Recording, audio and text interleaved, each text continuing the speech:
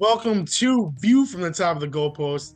I am your host, Diesel, joining you from Diesel's Dapper Dungeon of Delight. I am joined by my good buddy and co host, the Dadilac, Chad. Hello, everyone. Yes, I'm back in the cave. I put more shelves up, and it's looking more and more organized, yet still overstuffed with pops, and I love it. Yeah, I just mowed before we started recording, so everything looks nice in the background. So, yeah.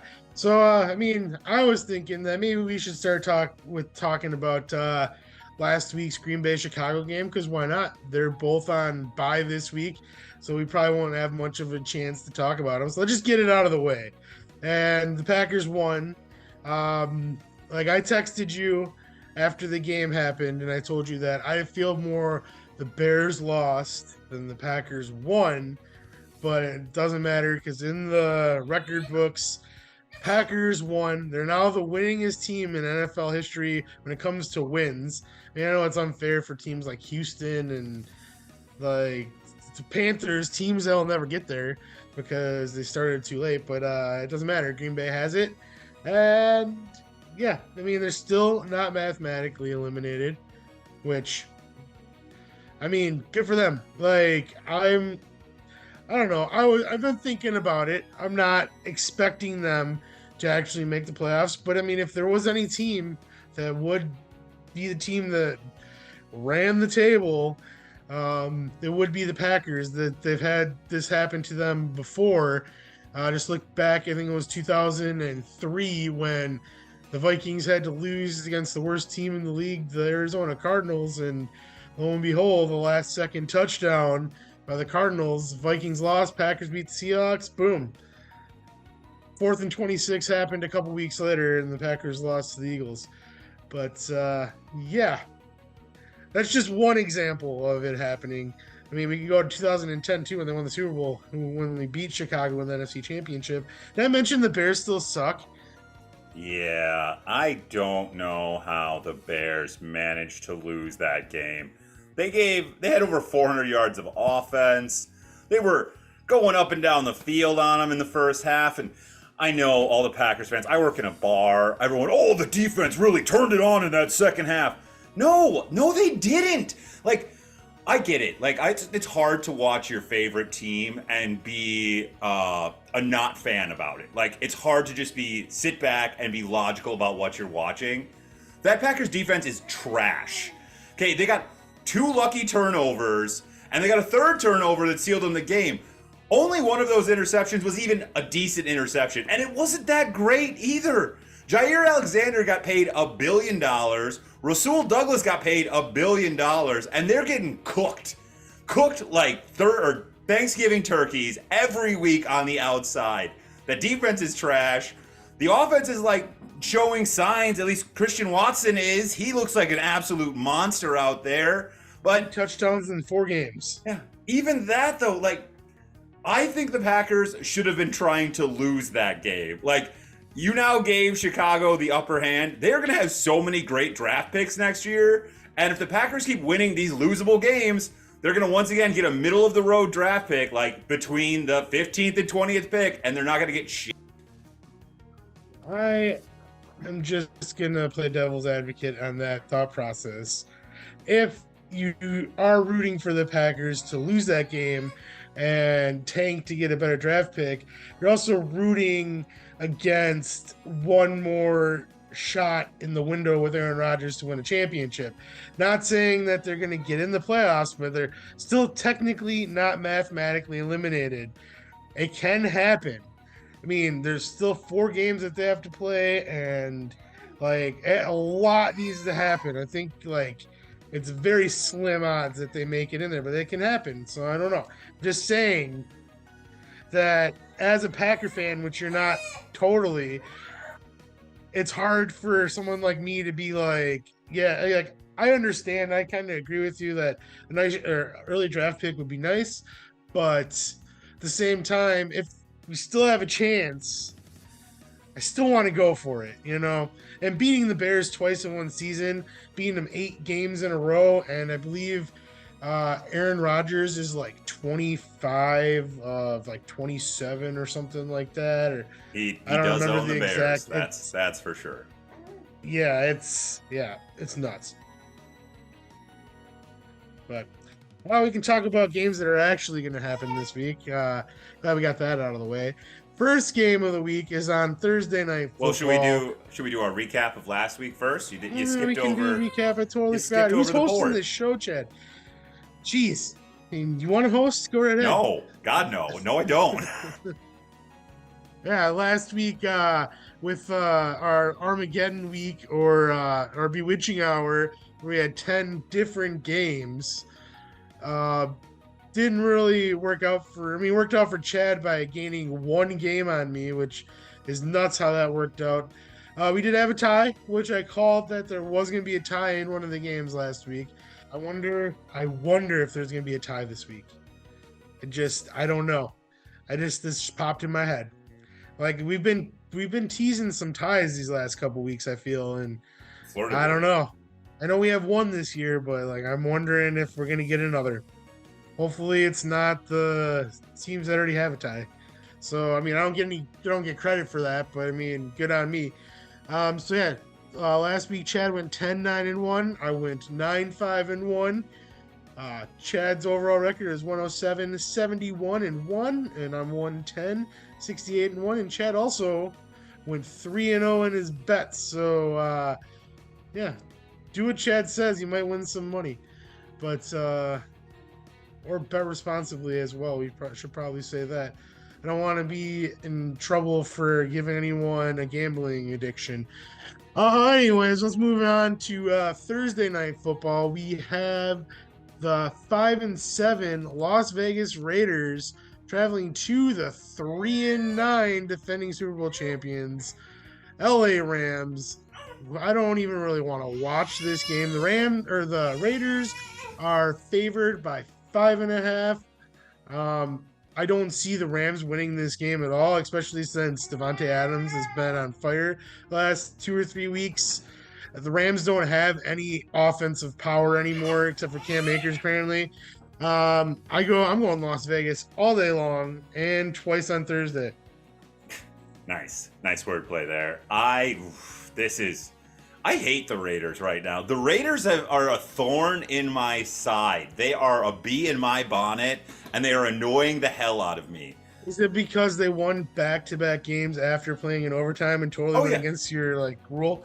They are the bane of my existence right now. They are breaking my rule. 2 overtime wins in a row, and then to win, and then they won again this week. Like, I hate it. Like, stop it. Josh McDaniels, you're not a good coach. And apparently, though, Josh Jacobs and Davante Adams went, no, we're done losing. And between the two of us, I know no one else on the team is going to do anything. Don't worry. We got you, boys. Like, Josh Jacobs is playing out of his mind. And at the beginning of the year, once again, everyone was selling all stock on Josh Jacobs. We all were like, he is done. They drafted, I don't even remember the rookie's name anymore, that we were all like, he's going to take his job. Josh Jacobs is playing in preseason games. Like, it's over. And now he's scoring 40 to 50 points every week in fantasy, just driving me crazy. God, I don't want to pick the Raiders, but I keep losing games because I won't pick the Raiders. I have to. I hate this. I don't want to do it. Can't pick the Rams though. No. How can you pick the Rams? They're like on their third string quarterback. No Cooper Kupp. They don't have anybody. Aaron Donald didn't play last week. He's never missed a game in his career, and he decided no, I'm a little banged up. I don't want to play in this shit. Like, the Rams are done. The Rams are going to get a good draft pick. They have Baker now. You can maybe. Is he playing tomorrow? I was going to say, remember when you thought, you were like, it's going to be Baker's resurgent year in Carolina, and now he's been released, and he's on his third team. Yeah. I liked your prediction of him going to the XFL better, but I still say he will go to the XFL. Eventually. Yeah. USFL, if that's still a thing. I'm taking the Raiders. Are you picking Las Vegas? I'm taking the Raiders. I sold all stock on the Rams. I can't pick the Rams at all. They are a garbage team. And I mean, Worse than the Raiders. Are they the worst defending Super Bowl champions in the history of the NFL? I think they have to be considered. I think they're the first ever defending Super Bowl champs. Not the first, but only the second to ever have a losing record. Like, this is rough. 3-9, and I do not see them winning another game this year. They go 3-14. I mean, they'd definitely be the first defending Super Bowl champ to go have 14 losses. That's almost got to be a fact. The first game on Sunday at noon, we have the 7-5 New York Jets at the 9-3 Buffalo Bills. As you recall, the last time these two teams played, the Jets won. The Bills are favored by 9.5. I feel like that is a lot, especially since the Jets have already beat them. The Jets were damn near like close to beating the Vikings. They probably should have beat the Vikings. The Vikings gave them every chance to beat them, but they couldn't pull it off. But I don't know. I feel like 9.5 is a lot. The Bills are still the Bills. They're good, but they don't look as dominant as they did at the beginning of the year. That being said, I still think I'm going to take the Bills. I think that even though I think the Jets are good, they're having like growing pains. Like, they're a young, good team, and this is only going to make them better in the future, I think, especially Robert Saleh. I think he feels he's like the suit in Black Panther. Like, you hit it, it gets energy, and like he knows how to like use that energy and channel it into the right like places. So, but I still think Buffalo's gonna win this game. I like the vibranium reference right there, Diesel. That was clever, classic. I like your style. This game is nasty. The AFC East is just like the NFC East. It's an absolute just dogfight in that division. 9.5 points is far too many points. This is the silver lock of the week, folks. Silver, not bronze or gold. Silver lock of the week. Take the Jets in the points. Plus 9.5 in a division game against an opponent that you've already beaten before. And don't get me wrong, I also agree with you. After last week, 2 games in a row, we're already agreeing twice. I'm going to take the Bills to win this game because I do think they're a better team. And as you said, the Jets are very young. The Bills are sort of putting it together. At least the Josh Allen to Stephon Diggs relationship seems to have been fixed because they absolutely slaughtered the Patriots this past Thursday, and it hurt my soul, but it was great for my fantasy team. I do think the Bills win this game, but I do think it comes down to, once again, the fourth quarter. They win by maybe a touchdown. I don't see them winning by 2 scores. That is wild that this line is at 9.5 in my opinion. So, silver lock of the week, folks. Take the Jets, but I am picking the Bills to win. Don't let it come down to a field goal from Legatron. That's right, I'm calling him Legatron again because he hit a 61-yarder on Sunday. He's been really good this year. Greg Zerloin has had his best year in probably like 5 years. I haven't picked him up in fantasy this week because my kicker was on buys, and I feel like that was a good decision. Nice. Because I actually do feel like the Jets are going to kick a lot of field goals against Buffalo. So, yeah. Pick him up in fantasy if you haven't yet. That's my tip of the week. I do need a kicker in one of my leagues. Maybe I will. Moving on to the next game. On Sunday, we have Battle of Ohio. It is the 5-7 Cleveland Browns traveling to the 8-4 Cincinnati Bengals. Cleveland looked god-awful last week, and for a little while, I thought my prediction of Houston actually beating them was going to work out. I mean, they could. It really looked scary for a little while. I was like regretting not taking Houston for the first half of that game. I was like, really? Like, this is going to happen? No, it was Deshaun Watson's first game back, but he looked like trash. I mean, you got to assume that this year's a wash.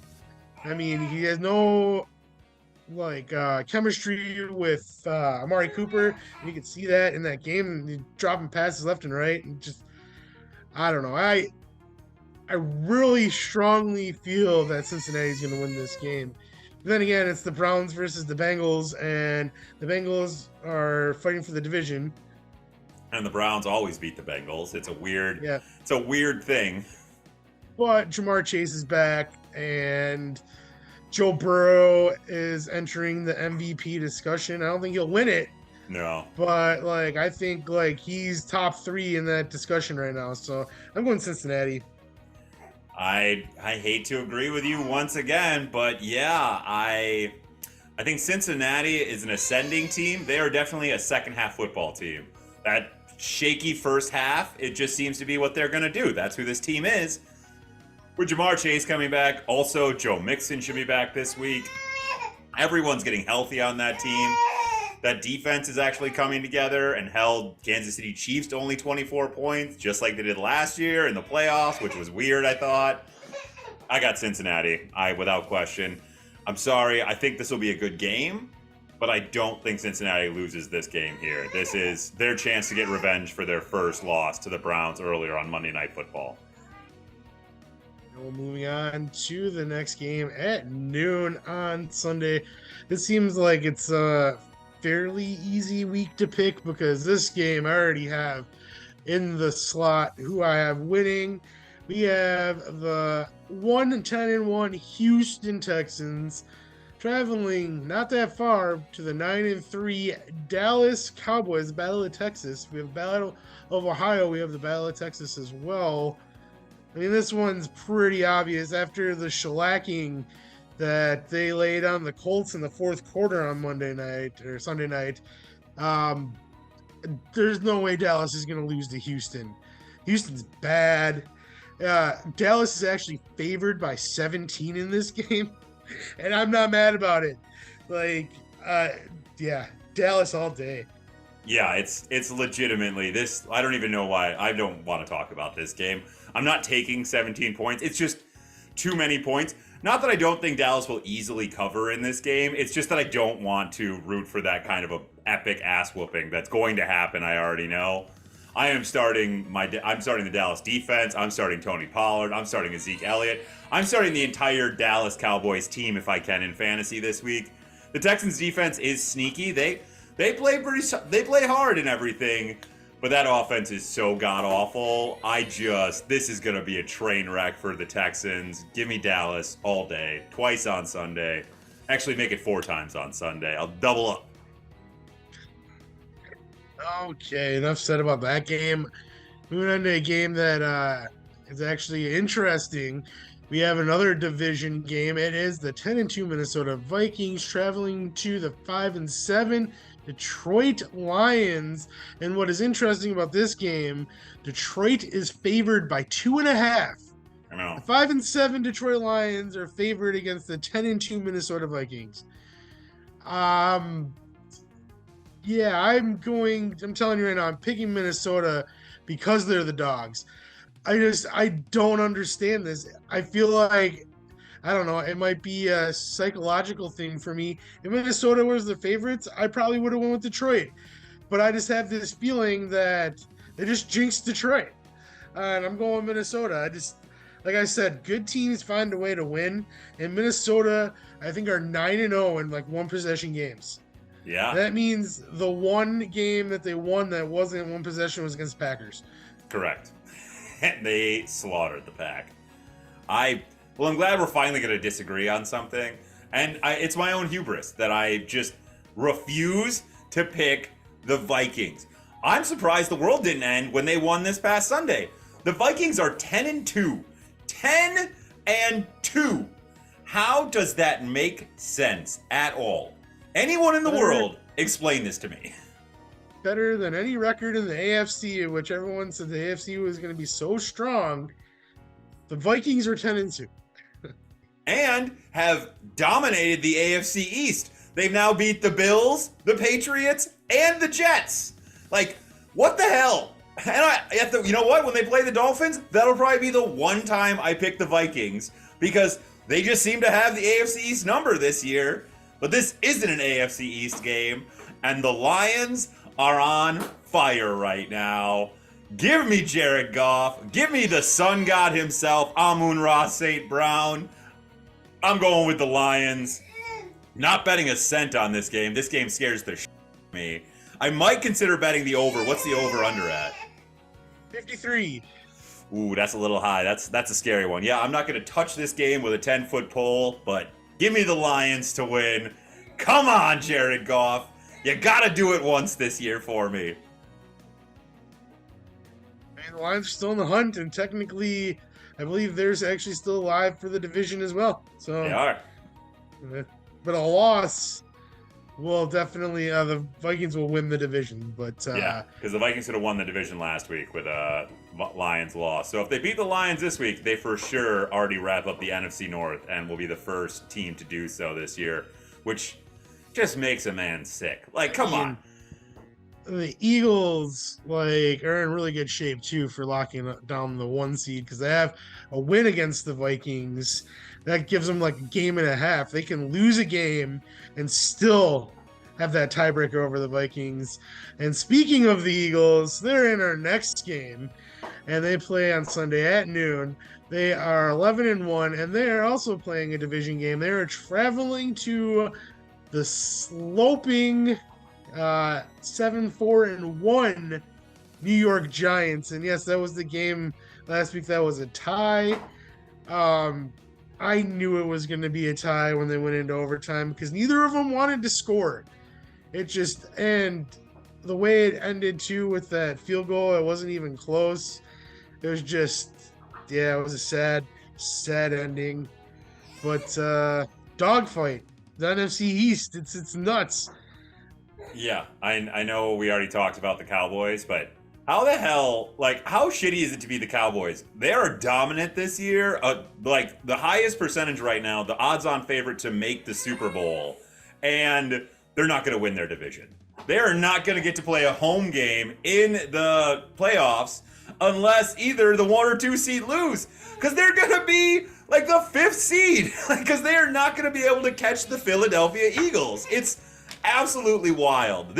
You got what you wanted with the NFC East dogfight. I really want the G-men to be better, but they are beat to piss. They have no healthy bodies on that team. The Eagles are coming even more alive. That passing attack this last week against the Titans looked absolutely stellar. And if A.J. Brown and Devontae Smith are going to play like that, and you got Jalen Hurts just absolutely balling out, I don't see the Eagles losing another game this year. I know they got the Cowboys one more time, but I just don't see them losing again. So I'm taking Philly. I got Philly in this game, and what's the line on it? Philly is favored by 7. Ooh, I don't like it. If it was 6.5, I would take it. I think that Philly wins this game by a touchdown, as the Giants are infamous for making it close in the fourth quarter. They just won't go away. So I think Philly wins this game by a touchdown, but not more than 7. I would take this game at a push. If I get it at 6.5, I'd take it. I was going to take Philly in this game. I even typed them in the box. But you talked me out of it. And there's also something that I mentioned to you or texted on Sunday, is that I do believe that Philadelphia isn't going to finish with only 1 loss this year. And if they're going to lose, it's going to be another division game. The Giants are probably pissed at that tie. They should have won that game. I don't know. It's in New York. It's a division game.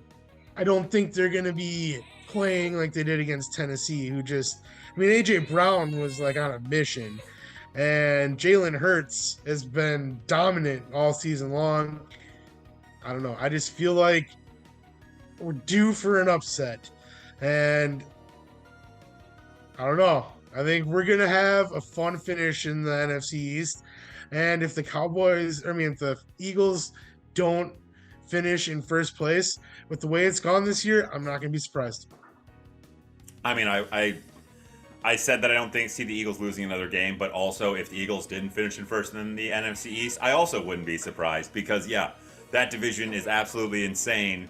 And when your worst team is the Washington Commies, it's an absolute insane thing. Just like the AFC East. When your worst team is the, New England Patriots, by record-wise, it's mind-boggling. It's crazy if that happens.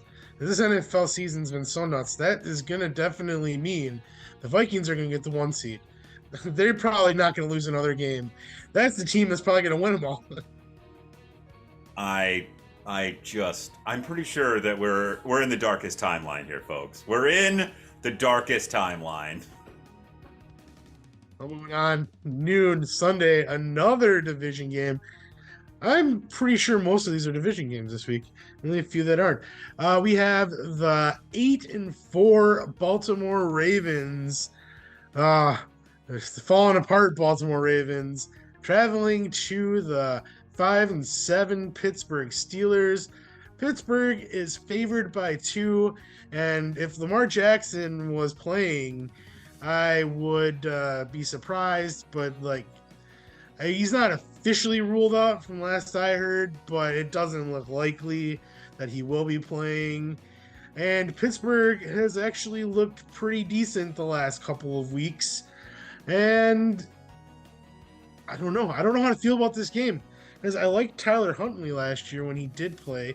I think he did not play very well on Sunday when he got thrown in that game, but they won.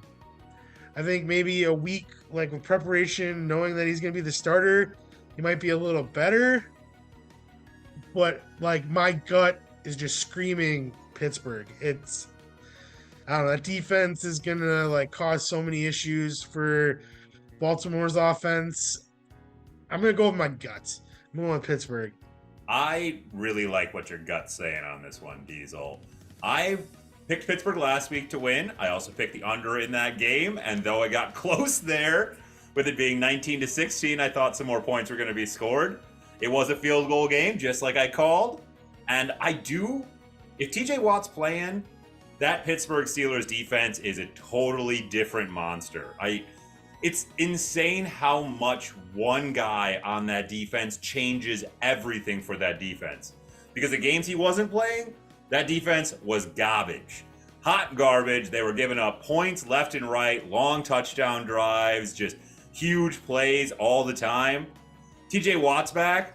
They shut down the Colts, and I know they're the Colts, but they still shut them down basically and stopped them in the fourth quarter to, seal that game.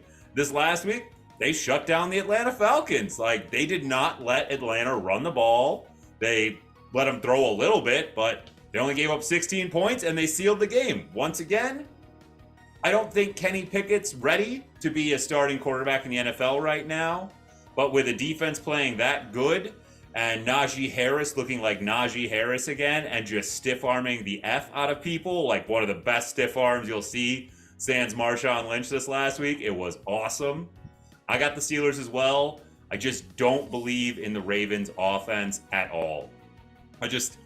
They should be far better than they are. I know they're dealing with some injuries and everything like that, but even before like Lamar Jackson went down, I still probably would have picked the Steelers in this game just because I think they are on a better trajectory at this moment, and the Baltimore Ravens are just floundering. I do have a thought about it though, Diesel. You want to know what the thought is? What's that? I think it's the universe. And it's the fact that ever since the Harbaugh Bowl, when the Harbaugh brothers played each other in the Super Bowl, 49ers versus the Ravens, neither one of them has been good in the same season since. So it just happened to be Michigan's turn to actually be good this year. Thus, the Ravens have to suck it up.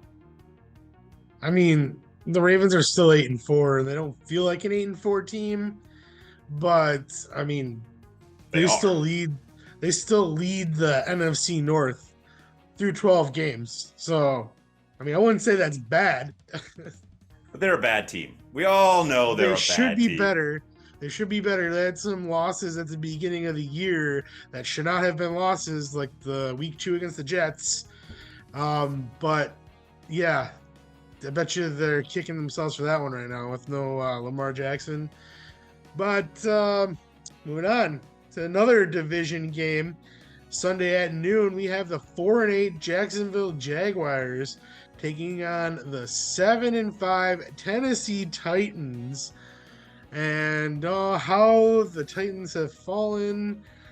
I mean, they're still 7-5, and they're gonna win that division regardless. But they don't look very good.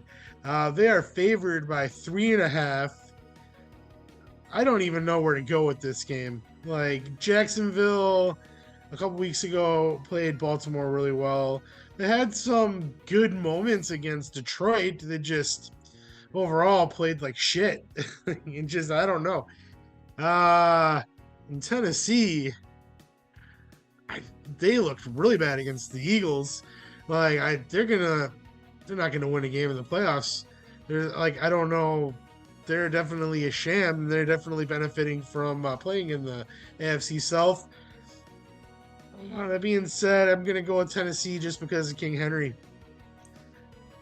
Yeah, this is not a great game. Because you went with King Henry and the Titans, I'm going to take the Jaguars just for fun.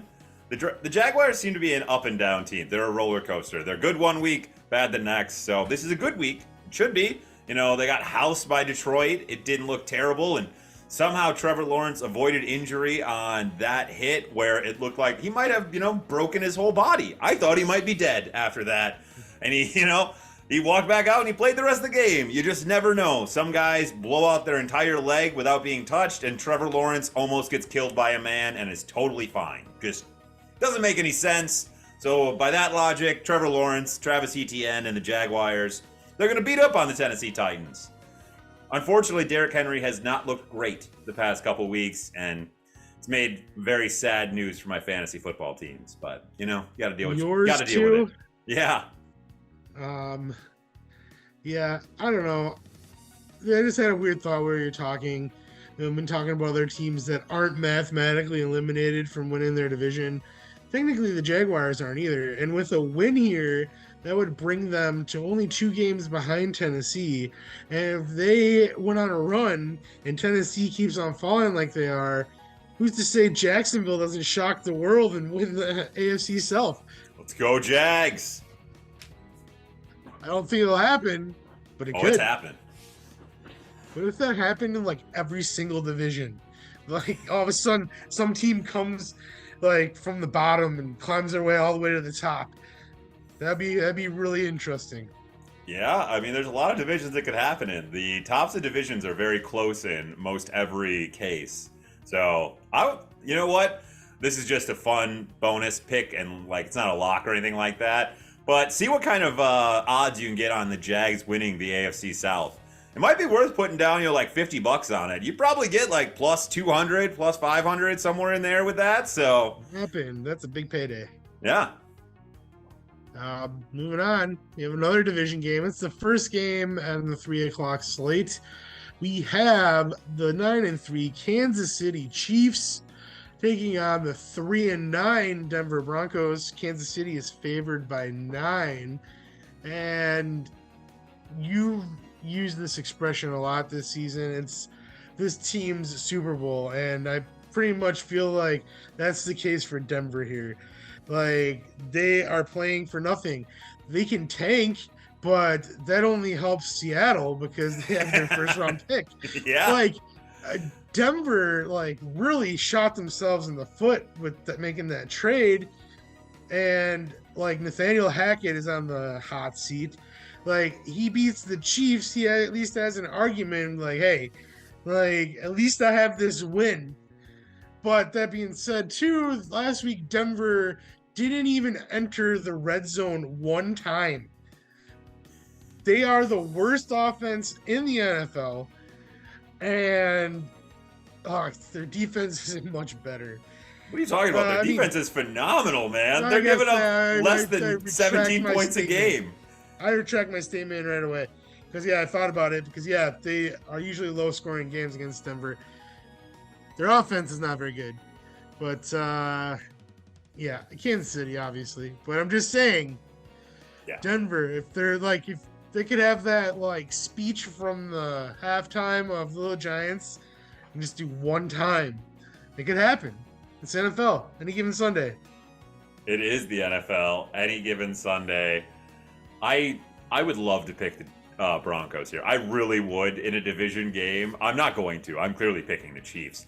But God, would I love to be able to take the Broncos here. This feels like a game that the Broncos should be able to win. The Chiefs coming off of a loss. The Broncos defense just absolutely playing out of their minds. I heard a stat about the Jets before Mike White took over that if they had a quarterback who just would have had a QBR over 30, they would have won every single game except one game this year. That's how bad Zach Wilson was playing. And the fact is, Russell Wilson's playing even worse. Like, think of how good this Broncos team could be if they had, like, even Zach Wilson at quarterback. This defense is insane.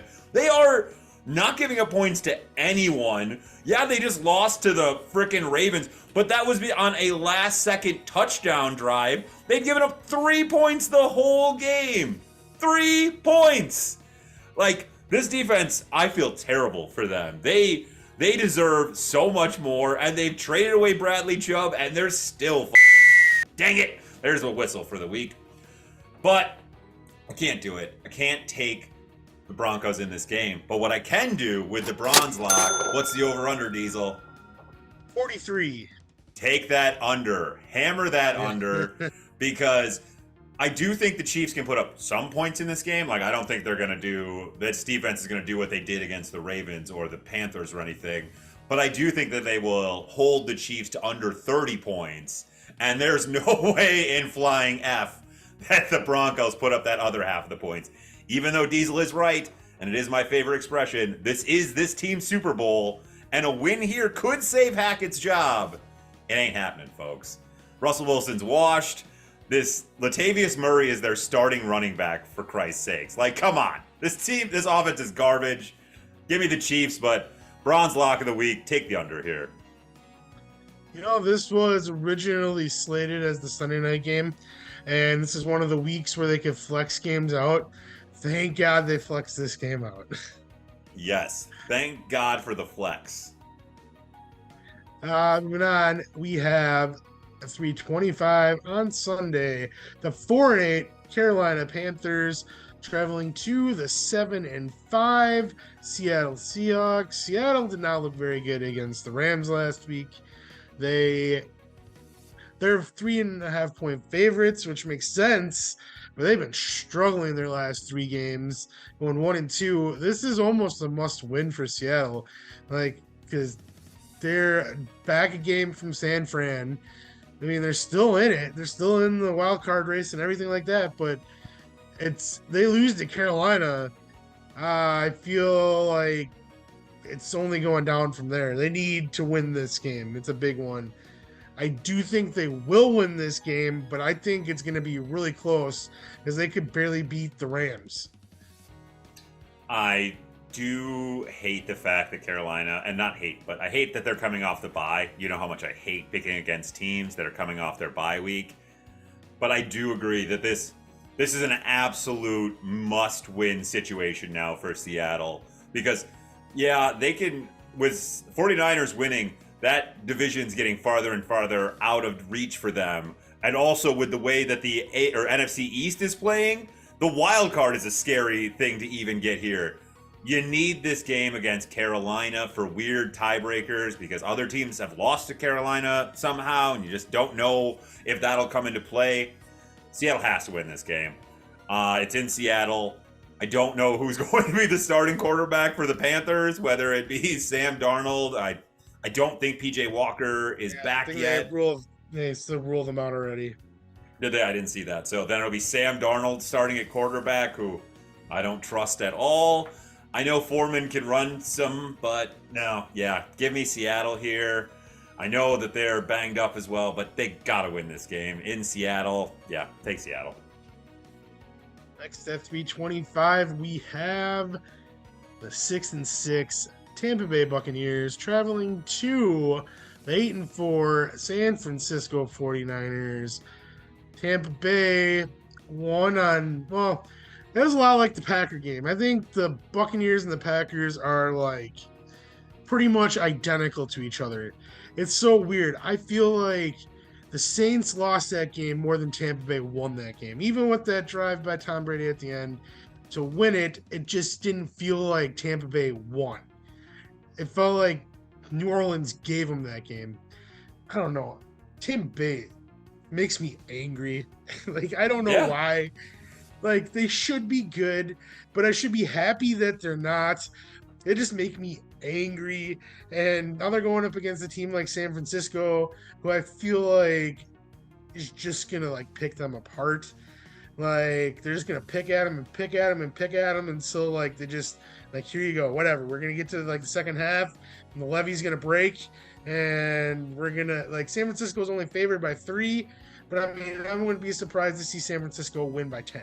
You know, I just that defense at Tampa Bay started out really good this year, and they have a lot of weak spots now.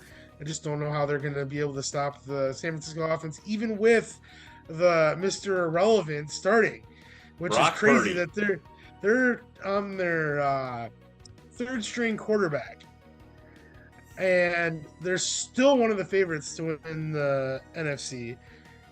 It's interesting. I still think they should have kept Kirk Benkert. I think that was. I know they didn't realize that Jimmy G was going to go down, but a couple weeks ago he was on their practice squad. I feel like they have missed opportunity because I think that guy can play. From what I saw, like him, I know it was only preseason, but like he had some like flashes. Like he understands the game. But yeah, we'll see. I think San Francisco's going to win this game because I just don't think that they're going to be able to stop the run. I don't think they're going to be able to stop the short pass. Yeah, Miami had like troubles with San Francisco all day, and Mike McDaniel was their offensive coordinator last year, and he couldn't even stop it. So I don't see Tampa Bay stopping San Francisco.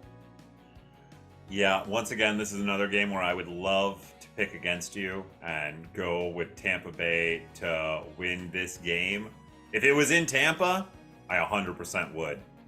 But because it's in Santa Clara, and though Brock Purdy is Mr. Irrelevant and a third string quarterback, this is one of those offenses where it doesn't matter. Their offense is totally predicated on just getting the ball out quickly to playmakers, on wonderfully set up screens and bubble screens and crossers. You don't need to throw the ball down the field with this team. Christian McCaffrey, if he's healthy, is one of the most explosive and exciting players in the NFL, and we all just have to accept that. We kind of forgot because he played for Carolina for so long, and you know Carolina's Carolina. But Christian McCaffrey on a great offense like this is fun to watch, and I think him alone, even not counting any of their other playmakers, not even talking about that defense, will be enough to beat Tampa Bay in this game. Tom Brady is still going to win this division and play another playoff game, and we'll see if they have to face each other in the playoffs, how I'll feel about it then. But in this situation, I'm going to take the 49ers as well. What's the over-under in this game? 37 and a half. Ooh, that is low. That is low, low, low. And I kind of want to take the under as well. I'm not going to put a lock on it, but I would say, we'll say bonus lock, bonus hesitant lock. I would take the under in this game. Next game, Sunday Night Football, the game that got flexed into Sunday night. And it's the second time this year the Chargers have been flexed into Sunday night. They're 6-6. We have the 8-4 Miami Dolphins traveling to the 6-6 Los Angeles Chargers. Miami is favored by 3 in this game. Like, I don't even know what to feel about this game. I feel that Miami is better than the Chargers. I feel like they should win this game. The Chargers are not mathematically eliminated from the AFC West, but I mean, they're mentally eliminated because nobody's toppling the Chiefs in that division, that's for sure. They're fighting for a wild card spot, but Miami is fighting for a division title. Miami will be in the playoffs either way, I feel, but I want to hear what you have to say because I'm like on the edge of picking one and I don't know. I'm going to be honest, I'm going to have a real Michael Scott moment here because I do not know which way I'm going with this game at all. So I'm just going to start talking and hopefully something that I say makes my brain go, oh yeah, go that way. Because the Dolphins should be and have been one of the most explosive offenses in the NFL this season. Tyreek Hill. Is Waddle going to play? I didn't see the extent of his injury. I don't know if they have him listed as playing yet or not. Yeah, I didn't see It that. might be a game time decision, but I don't know. But Tua has proved a lot of his doubters wrong this year. That Miami defense, though, is pretty hot garbage. Like, they show flashes of excitement, but in general, they give up a lot of yards. They kind of are feast or famine, and they need turnovers to kind of win games. The Chargers, on the other hand, just lost to the frickin' Raiders. And once again, while they made it interesting, as Justin Herbert always does, the Chargers, just like the Lions, have this problem with winning games in the fourth quarter. They just can't seem to turn that final page. They can get to the end of the book, but they just can't close that final page of the cover to end it properly. They always F up. Man, both of these teams, I don't like this game at all either. I've been talking this whole time, and I still don't know which way I'm going. I can tell you who I'm going to go with. All right. I'm going to go with Miami. I just feel like they're the better team. I feel like they're more hungry.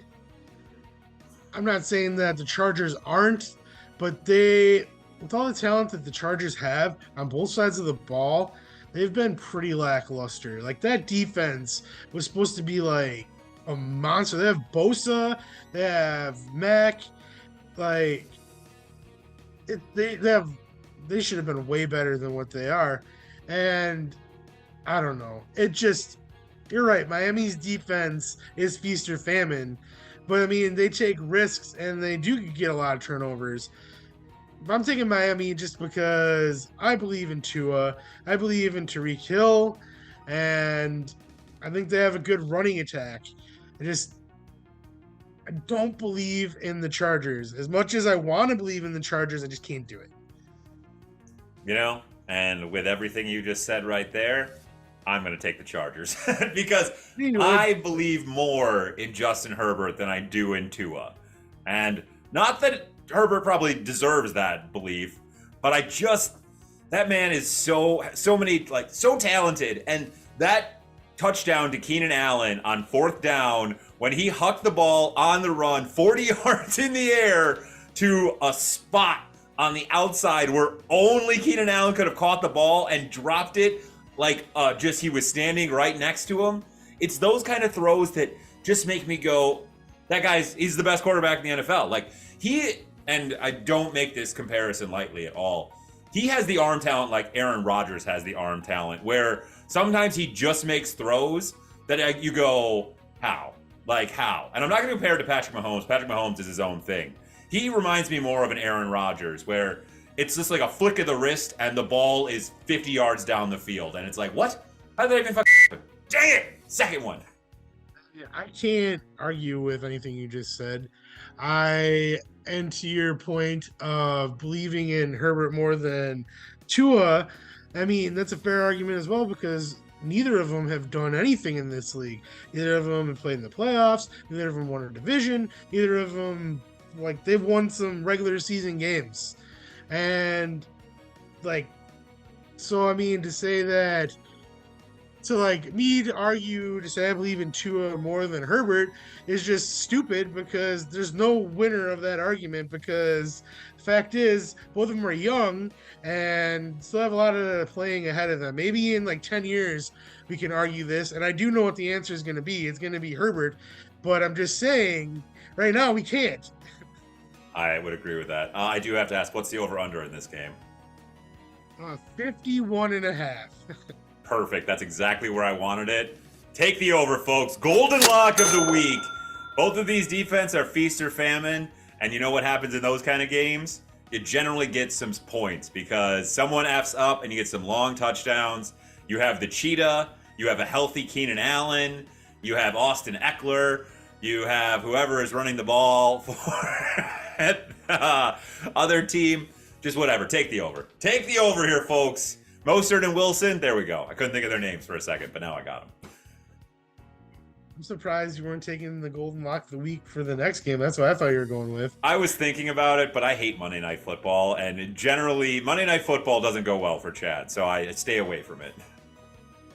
True, and that is the 6-6 New England Patriots traveling to the 4-8 Arizona Cardinals.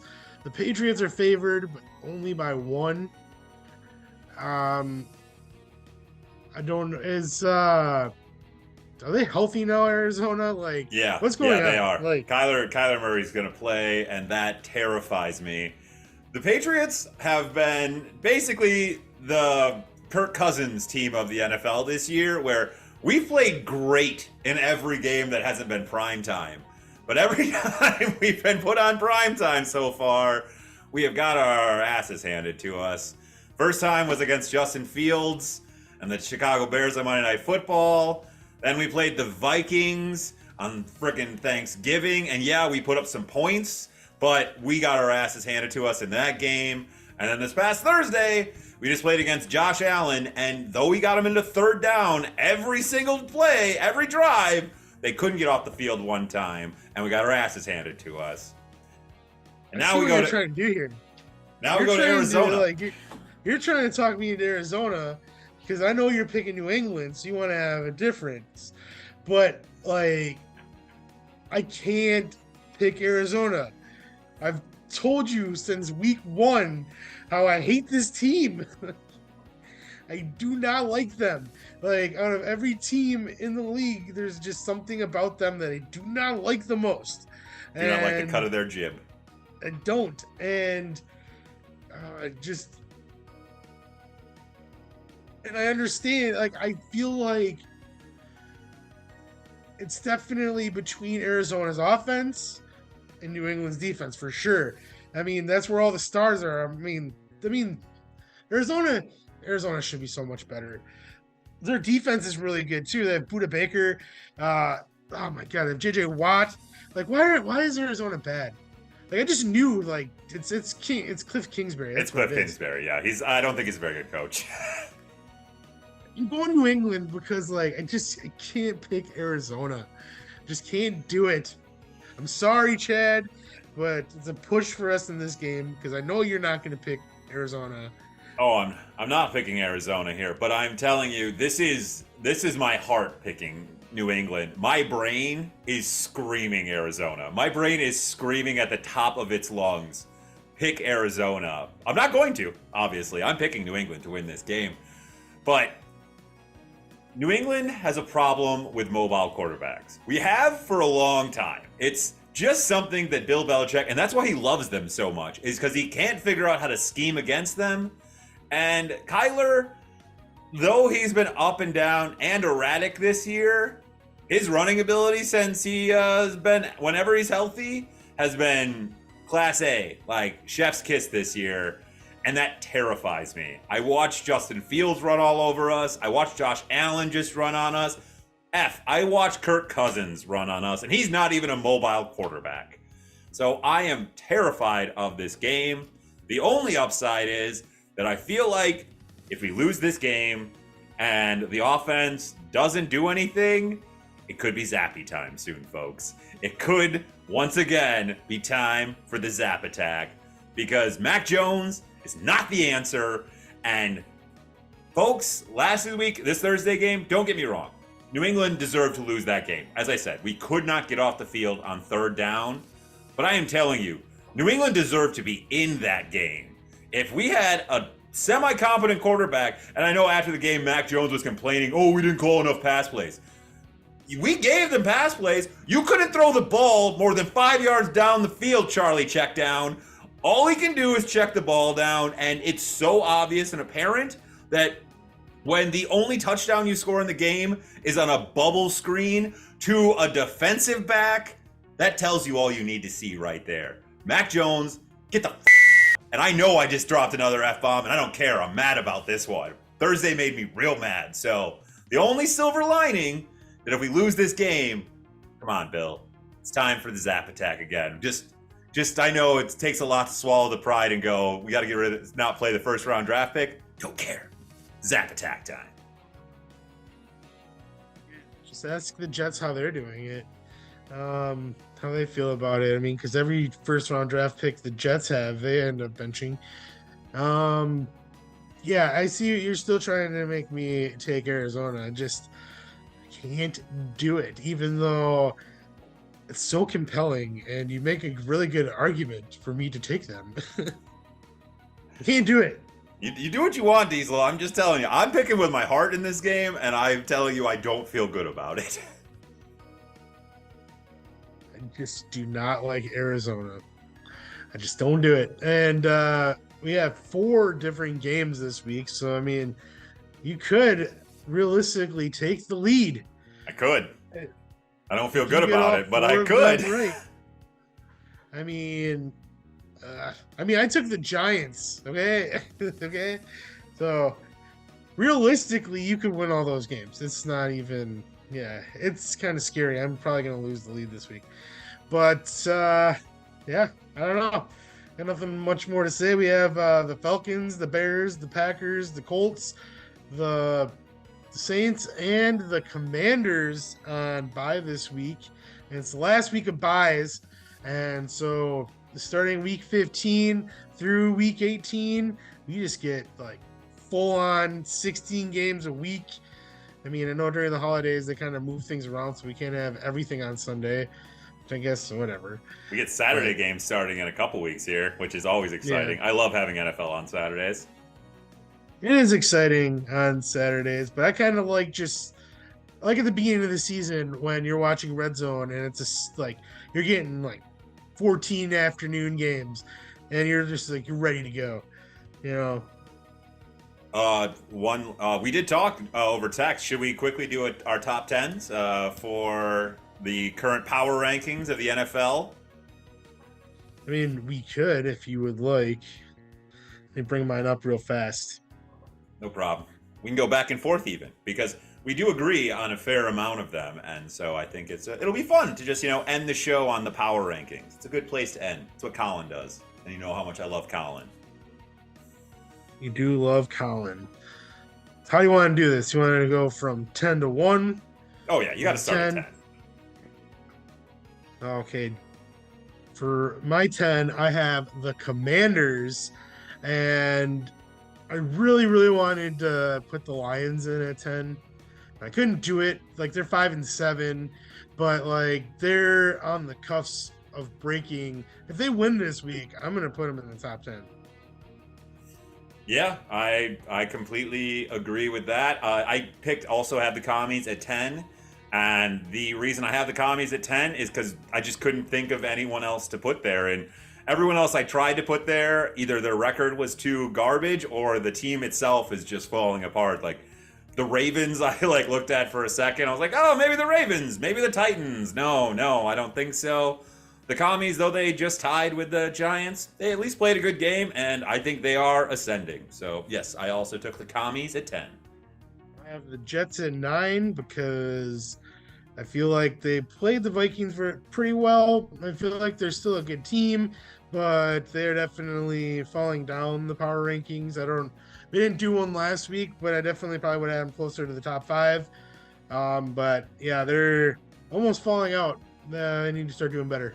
Yeah, that loss to the Vikings did not look great. They had a chance to win that game, but Mike White did what a backup quarterback tends to do and looked like a backup quarterback. But I do agree as well. Once again, Jets at 9. That defense is still stacked. The loss of Michael Carter really hurts. But maybe this will give James Robinson a chance to really show out and ball out. And yeah, Jets at 9. I have the Dolphins at 8. Even though they lost to a good team, they didn't really look good against the third string quarterback, and that's kind of worrisome. I feel like they could do a little better. I feel like they're better than 8, but I mean, with where everything stands right now, I think that they're the best. They're the 8th best team right now. Yeah, once again, I agree with the Dolphins at 8. I think that defense is just very suspect right now. I don't trust it. And the farther or the closer you get to the playoffs, the more important defense becomes. And I just don't trust that defense. I 100% trust that offense, with or without Jalen Waddle in it. But that's why I got him at 8 still. But yeah, they need to start winning some games here. At 7, I have the Vikings.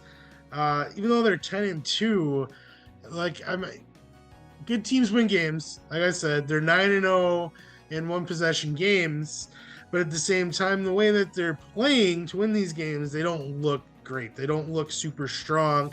I think all the teams I have ahead of them are better teams, even if they've beaten one of these teams that I have ahead of them.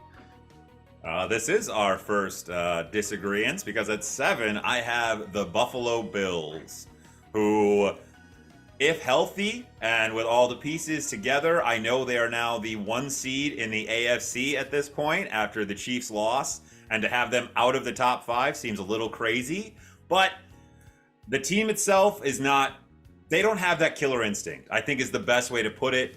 The minute I saw them almost choke away that game to the Packers, I said it to Diesel then, if you're going to play a team, if you're going to be like this as a team and not be able to put your foot on your opponent's throat, you're not going to win a championship.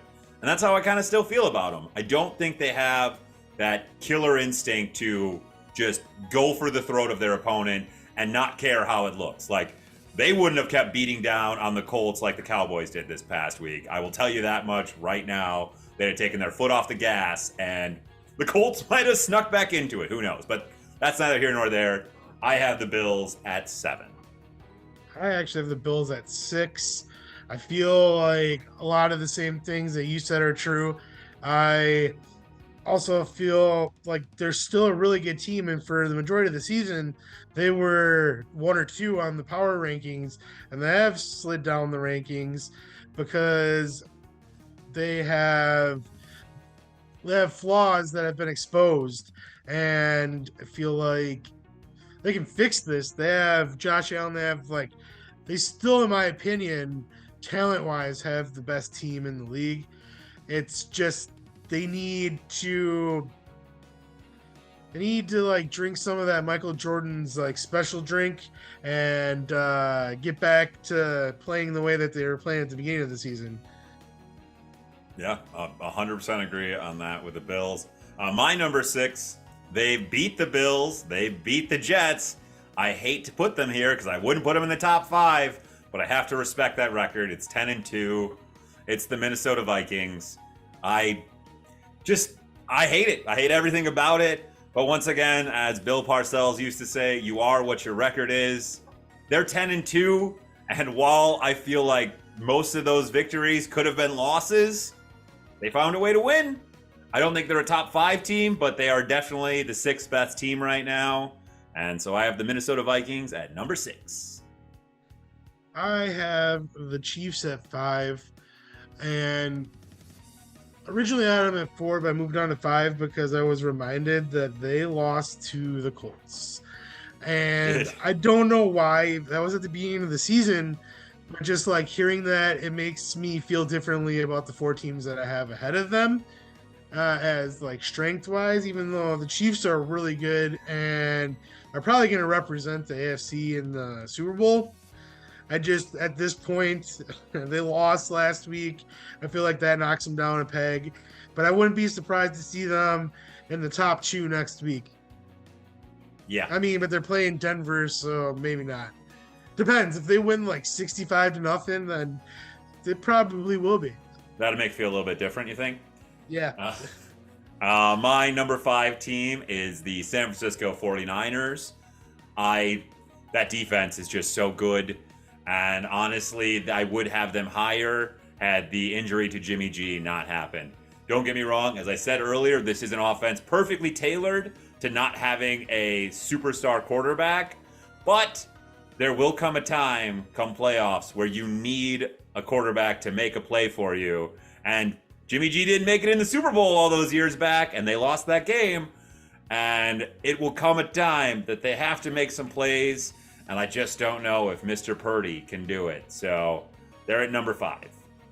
I changed my mind. The Chiefs are 4, and the 49ers are 5, and I'm going to tell you why. 49ers lost to the Broncos, which is a worse loss than to the Colts. That is true. I do feel like San Francisco is really strong. I feel like with like we talked about when we were talking about the games, their offensive attack with running the ball and short passes and screens, and their defense is so dominant that they are a really strong team. But yes, they lost to Denver. They can't shake that, in my opinion. Well, then both of our number fours are the Chiefs, so we can both talk about the Chiefs together because, I already yeah, they talked about looked. them. Yeah, I was gonna say you already talked about them, so I can talk about the Chiefs now because they came back to earth this past week against the Bengals, and I think Tom Grossi said it best.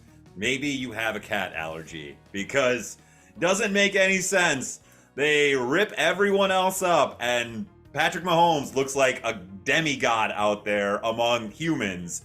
And then he plays the Bengals, and Travis Kelce can't make a catch for most of the game. And then when he does make a catch, he fumbles the ball, which never happens. I mean, weird things happen against the Bengals, so I got the Chiefs here. I think that number 4, they could still probably be the best team in the AFC, even with the loss and even with the team that I have ranked above them. But with losing this week to the Bengals, it's just they got to go a couple of spaces down, so got them at 4.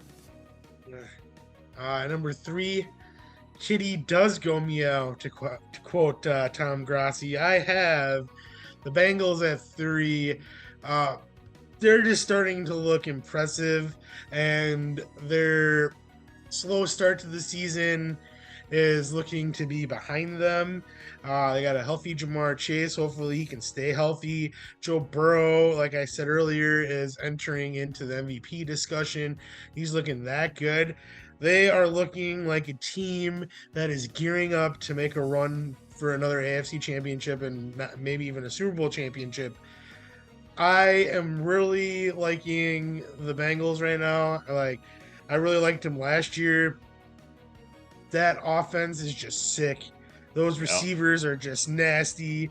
It's just the defense isn't the best, but with the pieces that they have and the way they use them, they're getting the job done. They're And opportunistic. I like the Bengals, and like if it wasn't for the 2 teams I have ahead of them, they'd be number 1 for sure. Yeah, especially after the way they played this last week. I agree with you wholeheartedly. Bengals at number 3. That offense, everything you said. Nasty offense. Joe Burrow, Joe Cool, just always looking so calm and collected out there. Even when Patrick Mahomes was coming back in the game and they were scoring points, didn't matter at all. Bengals stayed chill. I just can't pick against them being number 3. They're a scary offense, and if they're clicking, there ain't no way to stop them. Boyd, Higgins, Chase, Hayden Hurst, Joe Mixon, even P. Ryan. Like, that's their backup running back, and P. Ryan is good. Like, he could start on a lot of teams, and he's their backup. Like, you can't stop that thing. Their offensive line looks like they put it together. Joe Burrow hasn't been being sacked recently. Like, that team is a scary team if they are cooking on all cylinders. Firing on all cylinders. I combined 2 analogies Team right with there. gas. Yeah, there we go. Number 2, I have the Eagles, and I know that they're 11-1, and I know that the team I have ahead of them are in their division, but I don't know. I just feel like they played the Titans, who I don't think is that great of a team. Yeah, they looked really good, but the dominance that the team ahead of them showed on Sunday night just kind of made me feel like they might be a little bit stronger. But that being said, the Eagles easily could be number 1 because like the fact like they're right now probably the most complete team. They got it figured out on offense, defense, and special teams, and they just are really, really, really tough to beat. And like you said, you don't think they're going to lose another game this year, and that could be the case because, like I said, they're the most well-rounded team in the league probably, and I think they have a really good coach as well. I don't think they should ever got rid of Doug Peterson, but they replaced him with a guy that potentially could win them another championship. So, yeah, I still think they're number 2, but you tell me I already know you're number 1 and 2, so you talk about my number 1 and whatever and blah blah blah blah. Yeah, because at number 2, I have the Dallas Cowboys. And completely agree. Yes, you all just saw my earbud fall out of my ear there, folks, and it's on the ground. And I'm not picking it up. I have another one. But yes, the Philadelphia Eagles, who are going to be my number 1, I'll tell you that right now. Sorry to give you the spoiler. The Cowboys at number 2, they were only up 2 points going into that fourth quarter against the Indianapolis Colts. Now, don't get me wrong. They scored 33 points in the fourth quarter to make that game an absolute blowout. And it was one of the most decimating just performances I've ever seen by a team, where it looked like it was a professional football team facing a high school team in that fourth quarter. Like, it just wasn't fair. It felt like the epitome of the Simpsons, stop, he's already dead. Because they were ripping the ball out. They were blasting them. They were intercepting it. They couldn't tackle Tony Pollard. I mean, yes, that fourth quarter was absolutely one of the just finest showings of how you can take a team and turn them into nothing. But those other 3 quarters gave me a lot of worry. Okay, Dak Prescott threw an interception in that game. They couldn't get the running game going for 3 quarters. They were only up by 2 points on the Indianapolis Colts. They are number 2. They are a phenomenal football team, and I do think still ascending at this moment, but they haven't put it all together yet, and that is why I have them at number 2. I obviously have the Cowboys at number 1. They make a lot of valid points. I just feel that what they did in the fourth quarter, like, it was more of they were more conditioned than the Colts almost. Like, it got to the fourth quarter and they still were playing at full speed, and the Colts were like, we're tired, we want to go home. And yeah, and I like the fact that they didn't let up. And it's almost like it's not the Jerry Jones way. It seems like since losing to the Packers, like, they've been awoken, and it seems like the Packers have, like, played interesting roles in a lot of teams. Like, they kind of halted the Bills. They, like, the Lions, like, whooped up on them and their trajectory went up. Like, you could say similar things happened against the Jets and the Giants after playing the Packers. It's weird, but, like, after, like, losing to the Packers, Mike McCarthy walking off that podium, like, probably going back there and, like, everyone's buying into Mike McCarthy. Wouldn't be playing this good if they weren't. I think, like, they feel like they might have let him down. And they're playing for him. They're playing for Jerry Jones. They're playing to win a championship in Dallas again. I don't know. This team looks pretty scary to me right now. I just feel like right now, after week 13, they're the best team in the NFL. That might not be the case after week 14, but after week 13, I feel like they're the best team. My number 1 team after week 13 is the Philadelphia Eagles. Besides that one loss to the Commanders, and also letting the freaking Colts hang with them for most of the game and then having to pull it out in the fourth quarter, they are the most dominant team in the NFL right now. If they're not running the ball down your throat for 300 yards, they're throwing the ball over the top of you for 300 yards. That secondary, with being led by Darius Slay, is an absolute dominant defense. They just held King Henry, the absolute best running back in the NFL, bar none. I don't care. You can argue with me if you want. He is Derrick Henry, and then there's everyone else. And they're other great running backs, but Derrick Henry's a different class of human when it comes to running backs. And they held him in check. He was a non-factor in that game. From bell to bell, they beat down the Titans. The Titans were never in that game. I think the Titans are a far superior team to the Colts, and thus by the fact that the Philadelphia Eagles were able to beat their team from bell to bell in that dominant fashion, and the Cowboys needed a just absolute dominant fourth quarter to win the game in the way they did. That's why I have the Eagles slightly ahead of the Cowboys this week. But I do agree. I think it's 1A and 1B right now, and I don't think many people could probably argue against them being the two best teams in the NFL right now with just the way that they're playing. I mean, yeah, they're interchangeable. Like, you can't make an argument for either one. I feel like they are 1 and 2 either way. So I'm not mad with your list. We're pretty close on a lot of things. We had the exact same 10 teams. We just moved a couple pieces around. And yeah, we didn't really talk about it beforehand either. It's just the way it is. The way things. I mean, if you can see our picks, we're usually like-minded, except for last week, which whatever, it didn't work out. I was really hoping that I didn't even care if like you had a big lead on me after last week. I just wanted to see a change. I did too. I can't believe that after we had 10 games different last week, and there was only a margin of 2-game difference. Well, maybe this week will be different. Like I said, there's 4 games different. You can win them all and you get the lead. So good luck to you, sir. Good luck to you in fantasy. I know that you need it with you've been having some rough weeks. I need a lot of luck this week.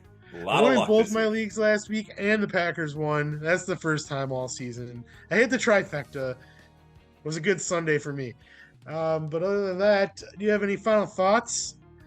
I think I'm just excited for Week 14 action, and I can't believe that fantasy football is already about to wrap up, and we're about to be in the playoffs of the NFL. It is mind-boggling how fast this year has gone. I mean, the football season always goes by so fast, but I can't not say that I'm not excited for the playoffs. Best time of the year, every year.